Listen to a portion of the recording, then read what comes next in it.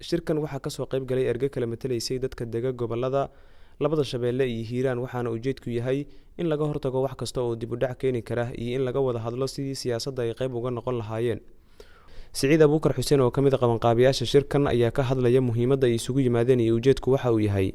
mudanayaal iyo marweyn waxaa sharaf weyn inoo ah inaad nagala soo qayb gashaan shirkan qiimaha badan sida aad la wada socotaan.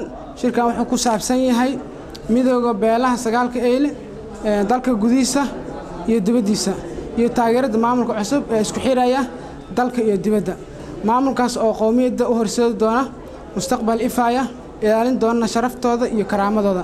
waxaan dhammaan ugu baaqayaa qowmiyadda meel walba oo ay dalka iyo dibadda ka joogaan inay gacmaha isqabsadaan, iskaashadaan, iskana ilaaliyaan wax walba oo caqabad ku keeni kara jiritaankooda iyo midnimadooda.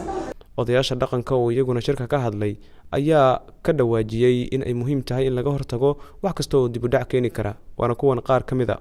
khudbadaana may ka xisaabtantaa intii alxamdulillaah rabbil qarbaas ku goban mideenta beesh sagaalka eed khudbada tan may qaabilsata mideenta boqortooyada beesh sagaalka eed ya anna ilaahay an arafi intii ismidooyn isgarab qabsana oo midowti eed may basin sheegan adduunweynadan in sheegan eed harfal intii taasana sin sheegan walaalayaal Soomaaliyeed annaga eedan wax dambe nageysana ma jirto waxaan leenahay walaalayaal idin bareeyna waa idin bareeyna wali bareeyna joognaa cid ma haysanee xuquuqdan leenahay nala siiyo.